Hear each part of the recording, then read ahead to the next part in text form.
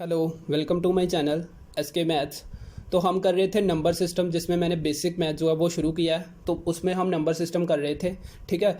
तो आज मैं आपको एक नई चीज़ और एक बहुत ही अच्छी चीज़ जो है वो बताऊंगा। वो क्या है कि एक न्यू मेथड है, हाउ टू फाइंड मतलब जो क्वाड्रेटिक इक्वेशन है उसे हम कैसे how we can solve the quadratic equation. How we can solve how we can solve a quadratic equation.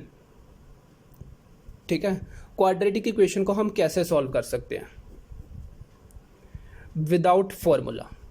वैसे तो आपने फॉर्मूले सभी ने, मतलब जैसे आपने एक एग्जांपल ले लेते हैं। सबसे पहले एग्जांपल, जैसे कि मैंने एक एग्जांपल ले ली x+2x+3, ये एक एग्जांपल है। इक्वल टू 0 ले लो, ठीक है। इसका अगर आपको x की वैल्यू वो निकालने को बोलता था तो आप फॉर्मूला लगाते थे x is equal to -b plus और minus root of b² - 4ac, यानी कि डिस्क्रिमिनेंट डिवाइड बाय 2a। यही फॉर्मूला लगाते थे ना। तो देखो, x की वैल्यू अगर यहाँ से निकालेंगे तो क्या होगा, -b मतलब -2 प्लस और minus root of b² - 4ac, यानी कि 4 - 4 3 = 12, तो 12 आ गया।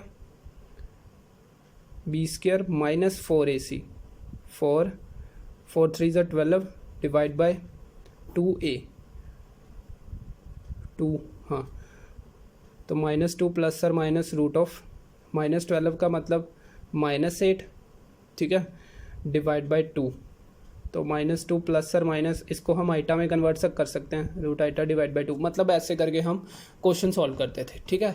ऐसे हमारे पास इक्वेशंस होती थी और हम सॉल्व करते थे क्वेश्चन को, ठीक है। मतलब x की वैल्यू निकालने का फॉर्मूला यही था। और एक और एग्जांपल जैसे हम ले लेते हैं कि example x² + 4x plus 4 is equal to 0, ठीक है। एक और मेथड, जो एक तो ये डिस्क्रिमिनेंट वाला मेथड हो गया। दूसरा मेथड क्या था, तो हम ऐसे सॉल्व भी कर लेते थे ना, कि मतलब वही कि प्लस करके 4 आना चाहिए और मल्टीप्लाई करके भी 4 आना चाहिए। मतलब ऐसे कोई दो फैक्टर ढूंढते थे तो हम इसको फैक्टराइज कर लेते थे, ठीक है। 2x + 2x + 4 is equal to 0, यानी कि x + 2, ये तो सीधे था x + 2 का होल स्क्वायर था, बट फिर भी देखो x + 2x 2x + 2 is equal to 0, then x + 2 and x + 2 is equal to 0 और x + 2 की होल स्क्वायर इक्वल टू 0। तो x + 2 की वैल्यू आ जाती थी 0, यानी कि x की वैल्यू आ गई -2 सेम रूट हो गए ना, तो ये -2 हो गया, ठीक है। मतलब ऐसे हमारे पास दो मेथड थे इक्वेशन को सॉल्व करने के, ठीक है। अब देखो, जैसे मैं एक नया मेथड जो आपके लिए लेकर आया हूँ वो क्या है, उसमें आपको ये दोनों फॉर्मूले जो है वो याद नहीं रखने पड़ेंगे। जैसे हमने एक इक्वेशन मैंने ले ली x² +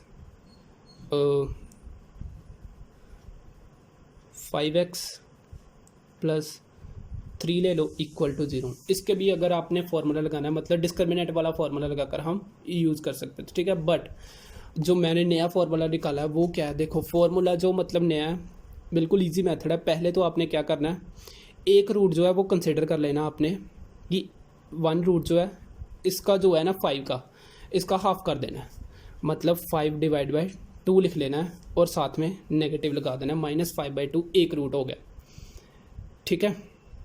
-5/2 क्या हो गया, एक रूट, ठीक है। और दूसरा रूट हमने कोई भी लेट कर लेना है, लेट अनदर इज, मतलब दूसरा रूट आपने मन में कुछ और सोच लेना है कि लेट अनदर इज a, मतलब रूट लिखना था, let another root is a, ठीक है। ये हो गया। एक तो आपने क्या किया, एक रूट लेट कर लिया कि एक हमारे पास b रूट है, मतलब इसके दो रूट हैं a और b, ठीक है। एक तो a रूट है, एक b रूट है। b क्या है, -5/2, ठीक है। x इसलिए नहीं लिख रहा क्योंकि x की वैल्यू बाद में आएगी, ठीक है। तो इससे सेम हो जाना था, इसलिए मैंने b लिख दिया इसे। तो b आपने कैसे कंसिडर किया, -5/2 करके, और एक रूट आपने कंसिडर कर लिया a, ठीक है। तो आप लिखते हो ना कि -5/2 प्लस a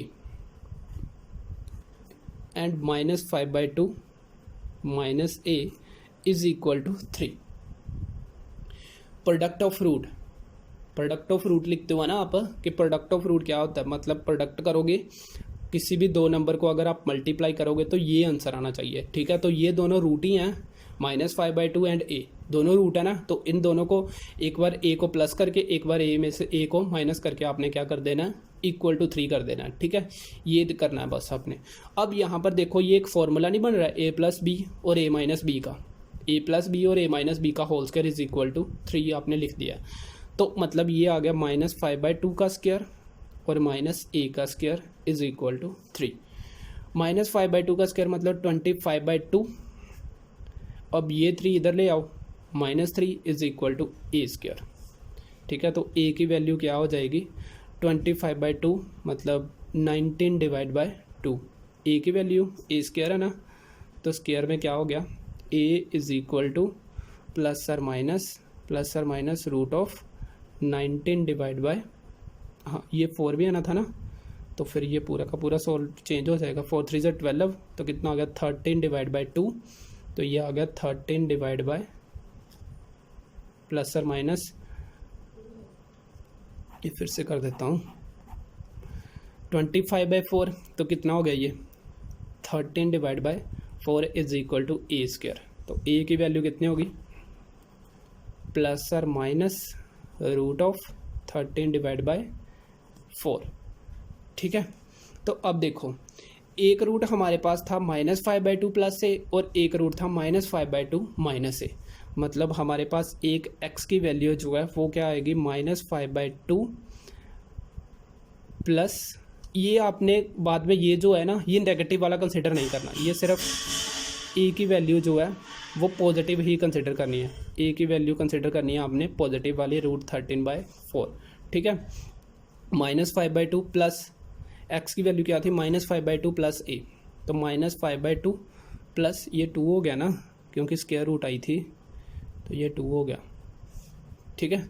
तो ये 2 हो गया, -5/2 प्लस a की वैल्यू कितनी है, √13/2, मतलब हमारे पास एक वैल्यू होगी -5 प्लस √13/2, एक ये वैल्यू होगी, और दूसरी वैल्यू x की क्या है, -5/2 minus a is equal to -5/2 minus a is equal to क्या हो गया, -5/2 डिवाइड बाय -13/2, ठीक है। तो ये आ गया -5 माइनस √13/2, ये दो रूट हो गए इसके, एक ये वाला और एक ये वाला, ठीक है। मतलब विदाउट मैंने कोई फार्मूला यूज़ किए, पिछला जो फार्मूला था वो बिना यूज़ किए मैंने ये एक वैल्यू निकाल दी है x की, ठीक है। अगर आपको वो फार्मूला याद, मैं वैसे अब कंफर्मेशन के लिए मैं आपको वैसे भी एक फार्मूला जो है मतलब डिस्क्रिमिनेंट वाले फार्मूले से भी इसी इक्वेशन की वैल्यू सॉल्व करके बता देता हूँ, फिर भी ये सेम आएगी। देख लो, जैसे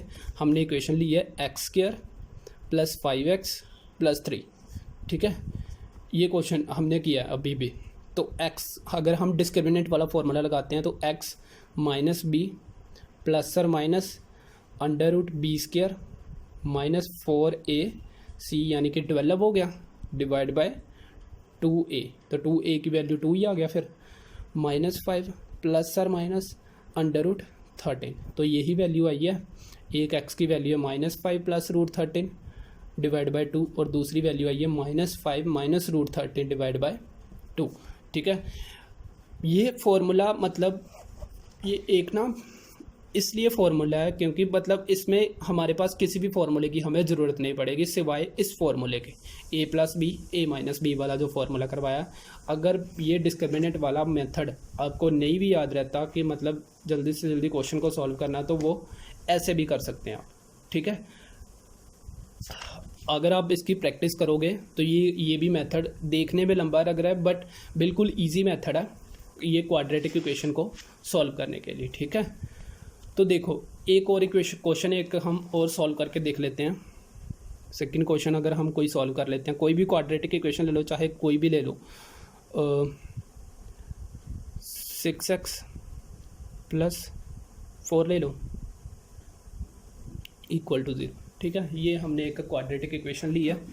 तो इसमें देखो x की मैंने क्या लिखा, पहले तो आपने इसका जो एक रूट जो है वो लेट कर लेना है, -6/2 करके -3 हो गया, मतलब ए की वैल्यू ये होगी, और ए का रूट दूसरा कंसिडर करना है बी, ठीक है। फिर क्या करना है, -3 प्लस बी और -3 माइनस बी, दोनों रूट का प्रोडक्ट कर देना और इक्वल टू किसके कर देना है, ये वाली टर्म के 4 के, ठीक है। तो देखो एक रूट मतलब हमारे पास ये हो गया और एक ये हो गया, यहाँ से ही हमें पता चल जाता है कि एक रूट ये आएगा, एक रूट ये आएगा, और बी की वैल्यू निकालनी है, बस हमने यही करना है, ठीक है। क्योंकि ए की वैल्यू थी तो देखो ये फॉर्मूला लग गया, 9 minus b square is equal to 4, यही हो गया ना, 9 minus b square is equal to 4, और 9 minus 4 is equal to b square, implies that b is equal to किसके इक्वल हो गया, रूट ऑफ 5 के। प्लस और माइनस में मैंने पहले बोला था कि प्लस की वैल्यू जो है वही लेनी है, ठीक है। तो ये प्लस √5 जो है वो वैल्यू होगी, ठीक है। तो x की वैल्यू एक क्या होगी, -3 प्लस b, यानी कि -3 प्लस √5 ये होगी, ठीक है। और दूसरी क्या होगी, x की value x is equal to -3 minus √5, तो ये आपके रूट हो गए, ठीक है। देखो इतना सा मेथड, बस आपने कुछ नहीं याद रखना, कोई फार्मूला याद नहीं रखना, इसमें बिल्कुल अच्छी सी ट्रिक है, बिल्कुल आसान ट्रिक है।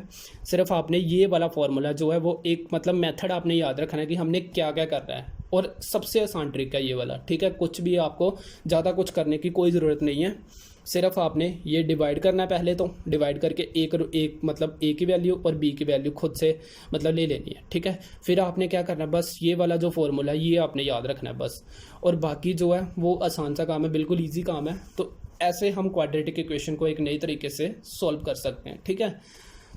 अगर आप वैसे भी रूट निकाल कर देखोगे तो भी यही आएंगे, चाहे तो आप निकाल कर देख सकते हो, ठीक है। तो इस वीडियो में मैं आपको यही बताना चाहता था कि एक क्वाड्रेटिक इक्वेशन को हम एक नए तरीके से कैसे सॉल्व कर सकते हैं, चाहे आपको वो ये जो दोनों तरीके हैं, अगर आपको दोनों तरीके याद नहीं रहते बाय चांस, तो आप ये वाले तरीके से किसी भी क्वेश्चन, क्योंकि देखो ये जो मेथड है ये फैक्टराइजेशन वाला मेथड है, ये तो तभी लगता है जब ये दोनों मतलब कि हमारे पास मिल जाते हैं कि प्रोडक्ट करके ये वाली टर्म और प्लस करके ये वाली टर्म, प्लस या माइनस करके, ठीक है। तो फिर ही ये मेथड लगता है, और ये मेथड हम बाद में लगाते हैं ना, फिर पहले ये वाला सोच लेते हैं फिर ये वाला लगाते हैं, ठीक है। मतलब कुछ टाइम यहाँ पर वेस्ट हो जाता है, फिर कुछ टाइम यहाँ पर वेस्ट हो जाता है, तो इसमें थोड़ा सा टाइम वेस्ट हो जाता है। तो इसलिए हमने सिर्फ बिना देखे समझे कुछ भी ये वाला फॉर्मूला लगा देना है। इसकी जो वैल्यू है वो ऐसे भी मतलब जो से अगर ऐसी वैल्यू होगी तो ऐसे आ जाएगी, मतलब करेक्ट वैल्यू आएगी जो भी होगी, ठीक है। सिर्फ आपने एक मेथड याद रखना है, ये वाला जो मैंने आज नया करवाया, ठीक है। तो ये था एक इजी मेथड क्वाड्रेटिक इक्वेशन को सॉल्व करने का। सो आज के लिए बस, अगर बाय चांस अगर आपको ये मेथड फिर से कुछ समझ नहीं आ रहा हो तो प्लीज़ आप कमेंट बॉक्स में कमेंट कर देना, ठीक है। तो फिर से मैं एक बार फिर से यही वीडियो डाल दूँगा कुछ, और अगर आपको किसी क्वेश्चन में सॉल्व करने में अगर डाउट आती है, मतलब प्रॉब्लम आती है, तो आप वो भी बता सकते हैं। वो प्रॉब्लम भी मुझे कमेंट बॉक्स में भी आप कमेंट कर देना, वो प्रॉब्लम लिख के, तो वो भी मैं सॉल्व करके देख लूँगा, ठीक है। तो ये मेथड आपका ऐसे ही, ठीक है। तो आज के लिए बस इस वीडियो में बस इतना ही, ये हाँ। सो